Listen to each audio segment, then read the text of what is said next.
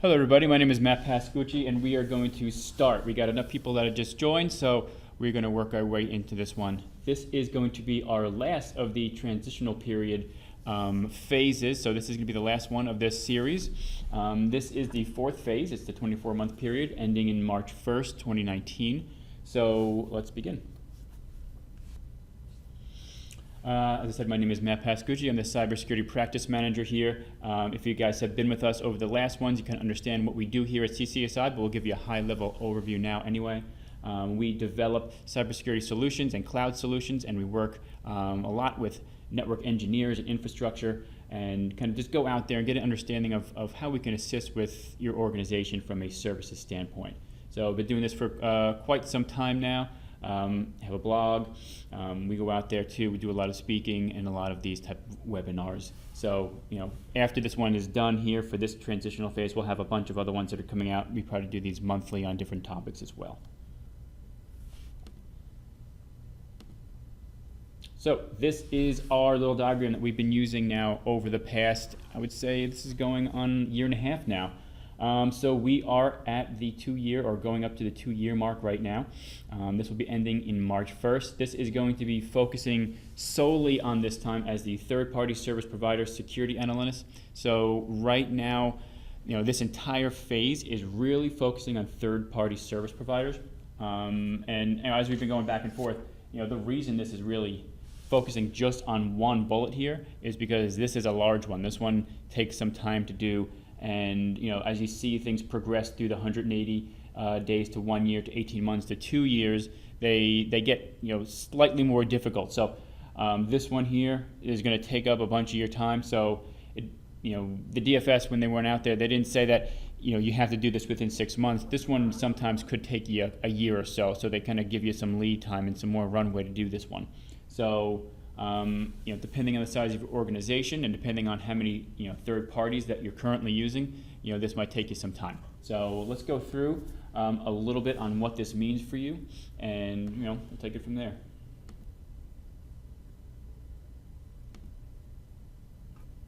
So 511, that is the actual section within the DFS regulation that is we're currently focusing on right now, and this section needs to be completed by every covered entity. Everyone, even if you have some type of exception that's going on within your group, because if you go back through the regulations, you can be exempt from many different parts of it. Everyone needs to be doing this. If you're a covered entity in any way, you need to make sure that you're doing this particular policy and you're understanding what it is to work with third-party service providers. What is a third party? So, from that standpoint, it's not an affiliate covered by your entity. So if you're an affiliate, that's not what a third party is. A third party is anyone that's really providing you a service or maintaining, processing, or permitting access, to a third party to your non-public data, your NPI is what they call it. So if it's not someone or some group that's an affiliate or within your organization, that is what a third party is. If they're accessing and they're touching your NPI data in any which way, you're considering them as a third party. So that is what goes on there. So this is one of those 5 sections that's mandated within the regulation that everybody do, along the lines of policy and procedure, risk management, data retention, incident response planning. Those are the other 4 that you'll be working with that everybody has to do. So this is important, as important for anyone. So if you have 11 users or 11 employees in your organization, or 11,000, you have to be doing this and getting understanding of why it's there. And as I said, there's a reason this was left last, because there's some decent due diligence and monitoring that has to be done for this particular section. But for 511, the third-party service provider policy is pretty much guided by your risk assessment, and it goes into the regulation on what that means. So depending on your risk assessment, that has to be done first. So the risk assessment was 509 regarding that section. You have to get an understanding of your risk appetite on where you are within your group, within your organization, and how you're going to deal with risk. So how are you going to respond to third-party service providers? What are you doing? And that is going to really guide you on how you're going to go and write this policy. So your policy is pretty much your overview, your holistic general view of how you actually do something. And based off your risk assessment, that is now going to guide your policy. So there's a few criteria in here. One here being identifying and performing a risk assessment of the third-party service provider, cybersecurity requirements for the third party, and continuous monitoring. Those have to be done.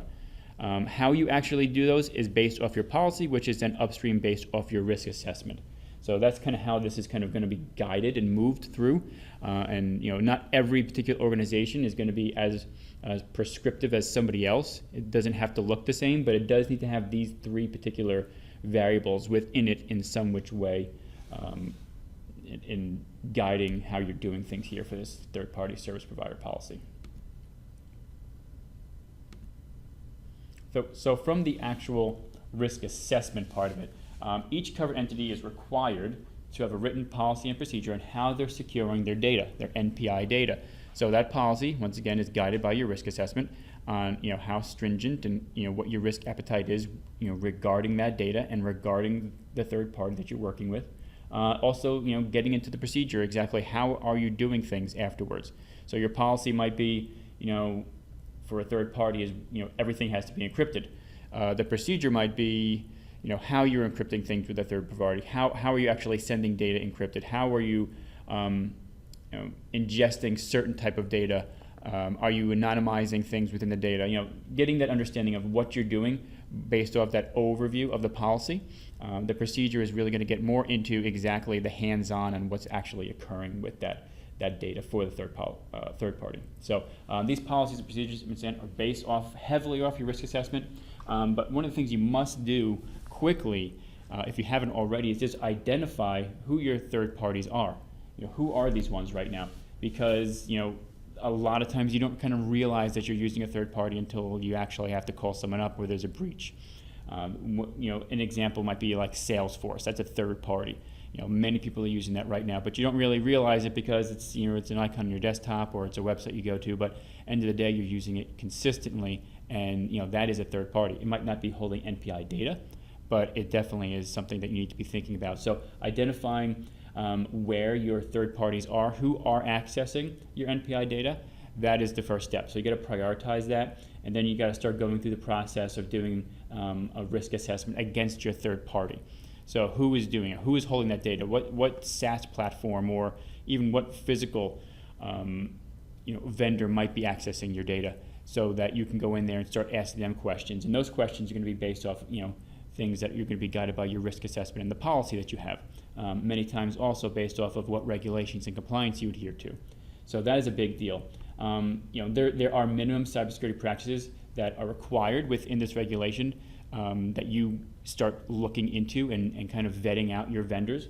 So we've seen large breaches. Everyone knows about the Target breach. We've seen law firms that are using this as well, because a lot of times law firms aren't really considered a covered entity, but they're being pushed down by their clients who are covered entities. So they're kind of taking it from they're getting the brunt of this as a third party. So you might have banks and financial institutes who are going out there, they're dealing with law firms as a client or a third party, and they're the ones who are really going now and having to go about and taking the brunt of a lot of this as well. So this one here hits on both sides. It's hitting on the covered entities who need to go out there and make sure that they're protected, but it's also going to roll downhill to the actual third parties, and they're probably getting hit with it a lot as well. So we've seen a lot of that from a client standpoint. Here is we're working with clients or law firms or cloud providers who are not considered covered entities but have access to the NPI data of covered entities, and they're taking these regulations very serious as well. So the risk assessment needs to align with the provider themselves. So what services are these providers offering you? How are they doing it? Are they cloud-based? Are they physical? Is this a critical asset to your organization? So prioritizing these services and the offering that they're giving you is kind of high. That's something that should be done too as part of your assessment with them. Are they performing a function for the third party? So is this third party, we get to this a little bit later on, does this third party have third parties? And we'll get into that a little bit as well. But when you do this assessment against them, go look for attestations of compliance. If this is a SaaS app, you're going there. Look for the SOC 2 Type 2. Look for PCI. Look for these type of things. Especially from a financial institute, on how they've already been audited and already are doing security.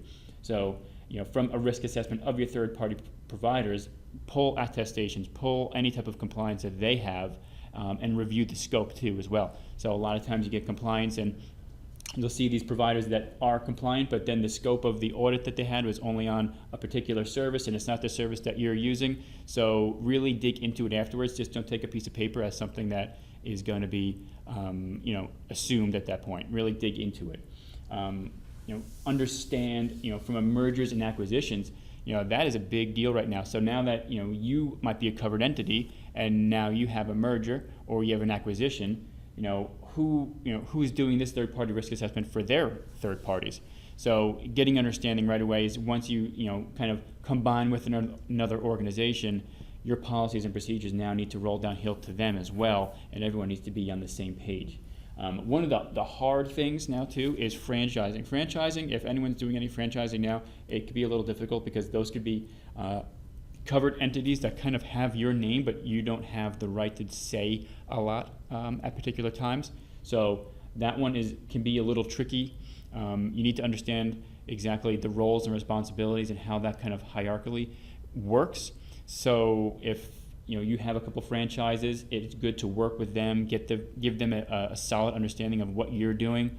End of the day, they might go against what you're doing, and your name is on it. So you need to be able to get with them, get a solid, relationship with them, so that you can work with them and protect yourselves.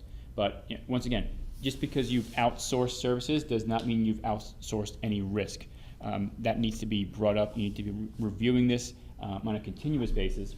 Which is one of the actual parts here of the actual compliance, is this has to be done continually. So don't assume that you're kind of one and done, or you've outsourced it. It's somebody else's problem now. It will be their problem, but end of the day, it's also yours as well. So you have to have responsibility within that. So the requirements here. So within the regulation, from the cybersecurity requirements for third parties, you'll see access control, 512, which we went over, use of encryption. These things need to be done. This is something that's being prescribed. It's not really telling you how to do it, it's just saying it has to be done. So you have the flexibility to do these particular things however you want to. They just need to be done, and you will be audited, and you'll have to go up against auditors and assessors to explain how you're doing them, to make sure that you're doing them correctly, or you're doing them within compliance. But access control, so any third party that's accessing your NPI data needs to be using multi-factor authentication. This has to happen. So if they are coming into your network and they're accessing your NPI data, they need to be doing over VPN first of all, that's going to be use of encryption, but they also have to be using multi-factor authentication on there. There's no if and or buts about that one. That has to be occurring. So understanding how are you securing these controls, what vendors are actually remoting into your network or remoting into actual systems that you control and are touching your NPI data. You have to, first of all, prioritize. We're going over that again. Prioritize and execute every single time to understand who's accessing this. Make sure you have multi-factor authentication on top of that. I would recommend not using SMS for two-factor. There's been known breaches, one recently over the past month with Reddit. So using a multi-factor app instead of using SMS is recommended. It doesn't say that in the regulation, but I can probably guarantee you after a while that's going to be a no-no. So if you're going to do it without using SMS as a two-factor. But first of all, understand where you actually lie, where you're potentially vulnerable, who's accessing that, get that listing, move forward with it, and just keep on going.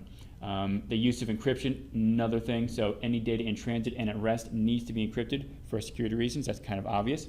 So that doesn't explain how, though. So if a third party says that they're encrypting your data, get an understanding of what they're doing, who owns the keys, other hardware security modules built in, get an understanding of what they're doing for encryption, get an understanding of the algorithms that are in use, the ciphers. Just don't take their word for it. You want to be able to go out there and really understand how encryption is happening, who has access to the keys, can you bring your own keys? These are the questions you need to start asking them with the data at rest. The data in transit, that is what we're talking about. So you can't be sending NPI data over email without being encrypted. I wouldn't do it anyway.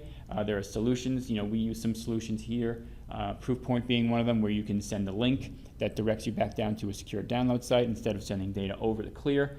But data in transit, that's where they start talking about the VPNs and making sure that any type of data that's leaving your network is not going to be seen in the clear, using certificates to encrypt data in transit. So these are things that have to be done, and once your third party says, oh yes, I'm doing that, start digging into them, getting an understanding of what, and then you might come down to it where they might say, you know what, I'm not doing data at rest, but you still want to use that third party. So you need to start now reviewing compensating controls. Compensating control for that might be, you have the data on your site, you're going to encrypt it manually and then store it somewhere else. So it's encrypted at rest. It's not, it's not encrypted by the disk, but it's encrypted on the file level. So these are things that you need to look into, and everything could be a little bit different. So get an understanding of exactly how this is actually occurring technically from your providers, prioritizing them, and then building any compensating controls into the process if need be. That's highly recommended, going through it that way. So lastly, there needs to be notification from your providers if there's a breach to your third-party vendor regarding your data. So if for whatever reason there's a breach to breach to their network, you need to put this in some type of writing. Usually this is in the contract. If it's not in the contract, I would make it there in bold, saying, if there is ever a breach, you have, put it as low as you can actually go, from an hour to day standpoint, and then, negotiate from there. But, if there's a breach to, your network third party and something hits my NPI data, I want to know within 6 hours. And they're going to come back saying, that's too low, then you negotiate from there. But that needs to be in there. It needs to be in writing. So that is a big deal. Because if it's not in writing, they can pretty much do whatever they want at that point. They might say something on a call where they're going to yeah, we're definitely going to be notifying you if there's ever a breach. We have an incident response team here, but it's not in writing. End of the day, it's, they're not contractually obligated to do so. So once it's in the contract, then you're able to start pushing forward. But breach notification, big deal, especially when it comes to your data. You want to know as quickly as possible on that, even to the standpoint of if you can start pulling logs from the third-party provider, if they're a technical provider, to maybe even start understanding a little bit more on how things might have happened. But contracts are a big deal. Incident response with third parties is a big deal because it's not your team. So getting an understanding of maybe even a monthly, quarterly call with providers on how they're doing things, and running through maybe even tabletop tests. We spoke about this in previous engagements. When you do have a breach, how are you reacting? End of the day, if these guys have your data, they're a part of your team, you need to be able to work with them when a breach occurs. You don't want to be dealing with them the first time, trying to figure out who to call on their side when there's a breach. You want to have that muscle memory has to be there. There needs to be policy and procedures written in there. This should be part of your policy. When we speak about third-party policies, there should be one for every vendor: who to contact, when to contact, numbers, data that you can actually request, and so on. So don't do these things after breaches happen. Make sure you have that data ahead of time.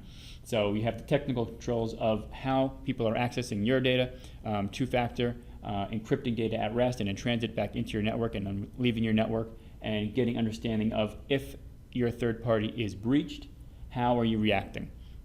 Make sure you have contracts that are negotiated appropriately with your provider, and make sure that the first time your provider reaches out to you is not the first time you're dealing with them regarding how breaches are working from their standpoint. You need that kind of worked up front. So those are a few of the cybersecurity requirements that they have within the regulation. We kind of fleshed them out a little bit more. But from a due diligence standpoint, you really got to start figuring out and determining how you're selecting these third parties. You're not just randomly going out there and saying, I need this party to do X, Y, and Z. So understand this is your data. Your MPI data is important. It's your customers' data. It's your clients' data. Their privacy is important to everyone. That whole ecosystem of privacy and kind of going down the supply chain is a big deal. So understand, and a lot of the larger organizations, they have third-party vendor management that's already kind of in place. If you don't have that, or even if you do have that, you should have a selection or a criteria on how to select vendors. There should be matrices involved. There should be roles and responsibilities. There shouldn't be someone that's being onboarded as a third-party vendor without multiple approvals. That kind of stops that, that random provider just kind of showing up one day saying, I need these ports open now because you're taking this data and the security team's hearing about it for the first time. That shouldn't be happening. There should be an approval process that goes through with this. I would get, that is an entirely different webinar, but I would start working on that right now. Get an understanding of how you're onboarding third parties, and even more important, how you're kind of terminating third parties. So once you do terminate a third party, how are you getting your data back? Do you have vendor lock-in? Those are things that even during the initial negotiation with the third-party vendor is, and I've done this before too, is we're onboarding, and we're going through it, and the first question I ask is, how do I leave you? Not that I want to, but if I was to actually leave you guys, how can I do so? And that's all up front. So understanding how you onboard, how you terminate third-party vendors, big deals here. What's your criteria in bringing a vendor on? Is it technical, financial? What experience do you have with them, the people that are actually bringing this party on? Is it, I'm sure this has never happened to you, but is it someone's cousin who now works, at this third party and they're getting a great deal and that's why they're coming on? So that's why you have these vendor selection processes, and make it to a point where there has to be multiple sign-offs on it, so that one person isn't kind of sitting there and pushing third-party vendors in that might not be the best fit for you. Get the compliance and certifications from them. So, go through the process and make that part of the process of onboarding a vendor. Is they have to have, SOC 2 Type 2 in order to work for you. Get those attestations, get them in there, let them be reviewed. I've worked in organizations when we brought in a technical third party. If they didn't have SOC 2 Type 2, they were not allowed to, go through it anymore, because we're not relying on us to audit them when they can be audited by someone in third party. So that pass-through audit is important sometimes. But that's the due diligence. Get a whole group, a whole committee if you have to. That's how important this is, because a lot of times once your data leaves your network, you lose control of it. So do the due diligence at first, get it understood, understand it. Dump questionnaires, which we'll talk about in a second, to them. Get a solid understanding of them. Really give them a good workaround here, so that they understand that you guys are, you're not just giving over your data on that. Make sure your contracts there are also fully understood of what was to happen if there was ever a breach, or if there was any SLAs built into it. So create risk profiles when you're doing your periodic assessments. So monitoring is also going to be important. So just because you go out there once and saying, okay, we did our due diligence, they were good here, doesn't mean that they're going to be good within 6 months. So doing periodic assessments, understanding your contracts, your SLAs, like we spoke about, create a risk profile on there, understand the services that you're using. So maybe for whatever reason, you're using a particular cloud service, and the customer or the client, that you're using, you're sending their data up there. How does that change? How does that change if they're to be bought out, or if they're going through an upgrade? Or if this third party now says, we're adding on new services and it's going to change the way they do something else. So keeping, a good eye on your third parties, on how they're moving, is important. So the whole vendor supply chain too, like we just spoke about, how and what third parties do your third parties use? So you might be using, a SaaS app for something, and the back end they're using Amazon. So now really, essentially, you have two third parties. You have the SaaS provider, and you have Amazon. I've used stuff before. As an example, I was using a logging system, and on top of them, they were also using Amazon and another third party. So understand when you're doing these due diligence reviews, is your third parties also have third parties, and you're going to have to drill down as much as you can to get a solid understanding there, because God forbid Amazon had a breach. That means potentially now this third party has a breach, which means now you have a breach. So it just kind of flows that way. But get a very dedicated questionnaire, get an understanding based off the data, how it's being used, the scope of the services that you're using. Those are things that you want to really start looking into when you start moving forward a little bit more. So that's kind of important. I would say that's one of the most important things that you can do right now. So understand too how incident response works now. We spoke about that a little bit before, but if you were to have a breach, and somehow that got into your third-party provider, or your third-party provider had a breach, how do you get those logs? Forensically, how do you do that? So if you were to have now the FBI knock on your door and you needed to go get access to logs, what is the actual requirement for you to go out there and speak to your third party and work with them? So get that worked out up front, because you don't want to be asking those questions after you signed up and you get these limitations. But there are many things you can do too. There's systems you could be using for this to do these risk reviews, but make sure that you're doing the review. It's a big deal. It should be part of your risk assessment, and it should be ongoing and continually being done. So that is part of what we're doing here. The due diligence and the monitoring, big deal, because you can onboard a vendor, but then you got to really start moving forward each time.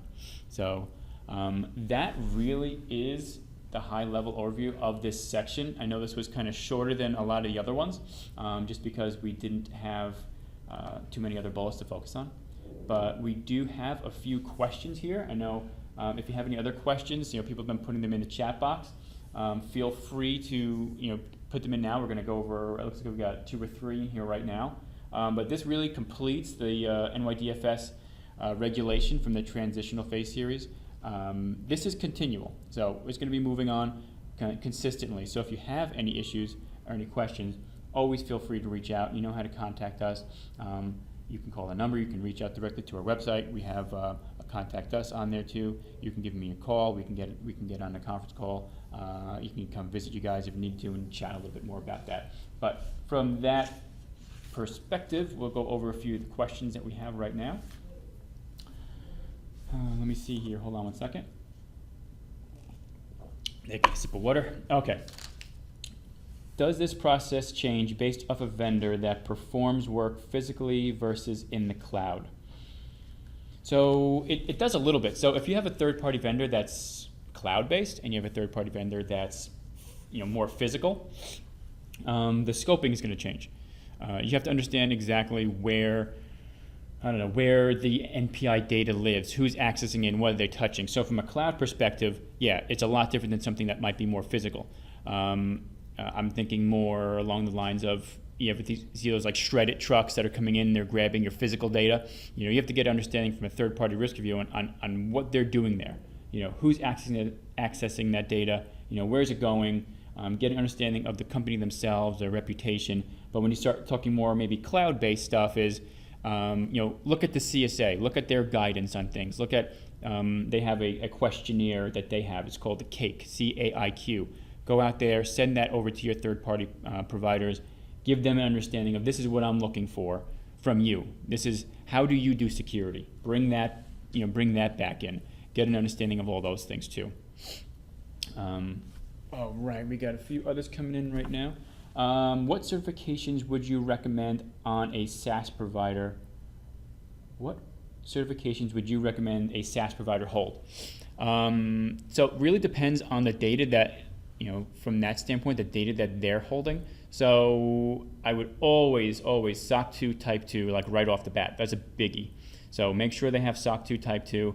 If they don't, I'd be a little suspicious because that's kind of going over exactly how they're doing security and privacy.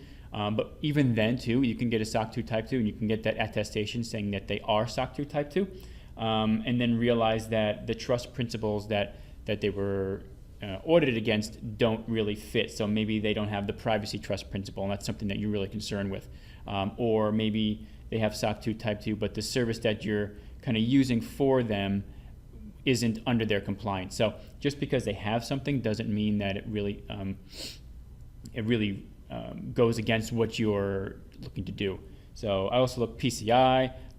That's another good one too, and a lot of credit card information, especially from a financial standpoint as well. But yeah, those are two that I would right off the bat look for. Let's see. We utilize VPNs for third parties to access our network. Some of these are defined as site-to-site VPNs. Does that change the need regarding two-factor? That is an interesting question. So if you have a third-party vendor and they have a site-to-site VPN directly to you, it might. There might be a question of who's accessing that data right now. So if it's from a vendor directly, it's possible that data they would want to see two-factor to the application. So a lot of these things here currently are a little bit, we'll say, new. But I could see you can going in there and making a case saying that we have a third party, they have site-to-site VPN. I've done stuff in the past where there's a user account that needs to be used for them to access now over the VPN into an application, putting two-factor on that application, or even potentially disabling that,